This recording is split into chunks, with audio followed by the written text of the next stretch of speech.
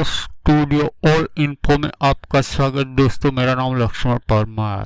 तो आज आप बात करवाना से गुजरात सरकार तरफ से शिक्षा नीति में धरखम फेरफार। तो शिक्षा नीति में शू फेरफार थयो छे, नवी शिक्षण नीति शू छे अने शू आ शिक्षण नीति में બધા જ વિદ્યાર્થી મિત્રોને આવરી લેવામાં આવે છે। તો બધી જ ડિટેલ જાણવા માટે મિત્રો વિડીયો में બન્યા રહેજો। તો મિત્રો, GCAS હવે ગુજરાત કોમન એડમિશન પોર્ટલ, આ પોર્ટલને આપણે ઉપરની માહિતી લઈ લઈએ। આપણે રજીસ્ટ્રેશન કઈ રીતે કરવું તે આપણે આગળના વિડીયોમાં લાઈવ રજીસ્ટ્રેશન કરી તમને શીખવાડવામાં આવશે। તમે ઘરે બેઠા મોબાઈલથી રજીસ્ટ્રેશન કરી શકો છો। તો દોસ્તો, ધોરણ 12 પછી કોલેજમાં પ્રવેશ મેળવવા માટે કરવું પડશે આ રજીસ્ટ્રેશન।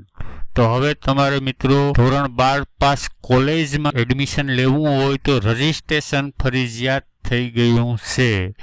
હવે રજીસ્ટ્રેશન કઈ જગ્યાએ કરવાનું છે તો GCAMP okay, Gujarat common admission portal, આ વેબસાઇટનું નામ છે મિત્રો, જોઈ લેજો। ગુજરાત કોમન એડમિશન પોર્ટલ ઉપર જઈ અને તમારે રજીસ્ટર કરવું પડશે અને રજીસ્ટ્રેશન પણ તમે ઘરે બેઠા જ કરી શકો છો। તો આગળ વિડીયોમાં આપણે રજીસ્ટ્રેશન કેવી રીતે કરવું તે પણ આપણે શીખડાવવાના છે।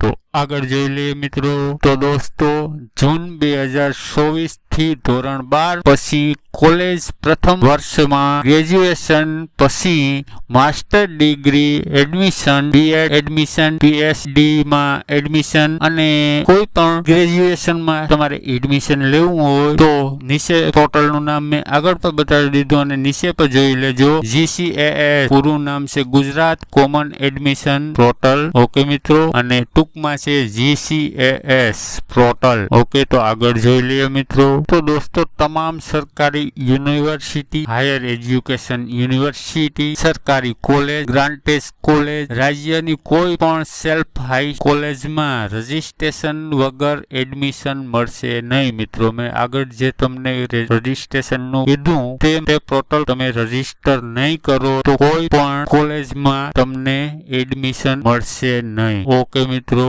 આગળ જોઈ લઈએ। હવે મિત્રો, આનો ઉદ્દેશ્ય શું છે, લાભ શું છે તે આપણે જોઈ લઈએ। રજીસ્ટ્રેશન, યુનિવર્સિટી, કોલેજ પસંદ, હવે ઈચ્છોતેલી પસંદ કરી શકો છો। જેટલી પર તમે કોલેજ યુનિવર્સિટી લખી કોલેજ હોય તે તમે પસંદ આ પોર્ટલ ઉપર કરી શકો છો અને કોલેજને એપ્લિકેશન પહોંચાડવી જરૂરી છે। મેરિટ લિસ્ટ જાણ અને ડોક્યુમેન્ટ વેરિફિકેશન, જો તમારું નામ આવી જાય તો તમારે ઓરિજિનલ ડોક્યુમેન્ટ લઈ અને જે પણ કોલેજમાં એડમિશન તમે લીધું હોય ઓનલાઈન, ત્યાં ઓરિજિનલ ડોક્યુમેન્ટ લઈ અને જવાનું રહે અને એપ્લિકેશન ના મંજૂર થાય, રદ થાય તો તમને ફરી 2 વખત રાઉન્ડ ચાન્સ આપવામાં આવશે મિત્રો। એટલે કોઈ જાતનું ટેન્શન લેવાની આમાં જરૂર છે નહીં કે રજીસ્ટ્રેશન કર્યું, કોલેજ સિલેક્ટ કરી અને તેમાં ન મળ્યું તમને એડમિશન તો તમને એવું કઈ નથી। ગુજરાતમાં જેટલી યુનિવર્સિટી લગતી કોલેજ છે તેમાં હરેકમાં તમે માત્ર એક જ રજીસ્ટર થી હરેકમાં એડમિશન મેળવી શકો છો।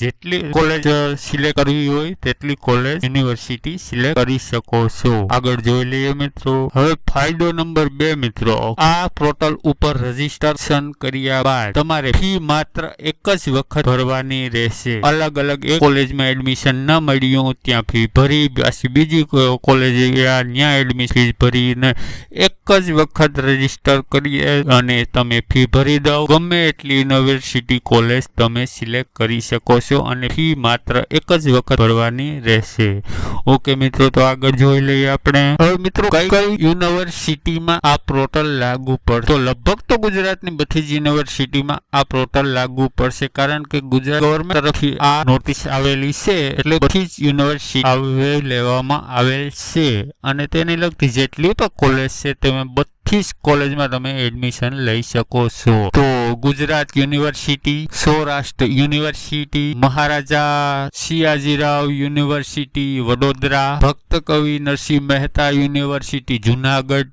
Narmad south Gujarat university, children's university Gandhinagar, Gujarat technological university Ahmedabad, આગળ જોઈ લઈએ તો મિત્રો GCAS હવે ગુજરાત કોમન એડમિશન પોર્ટલ આ પોર્ટલને આપણે ઉપરની માહિતી લઈ લઈએ. આપણે રજીસ્ટ્રેશન કઈ રીતે કરવું તે આપણે આગળના વિડીયોમાં લાઈવ રજીસ્ટ્રેશન કરી અને તમને શીખવાડવામાં આવશે. તમે ઘરે બેઠા મોબાઈલથી રજીસ્ટ્રેશન કરી શકો છો.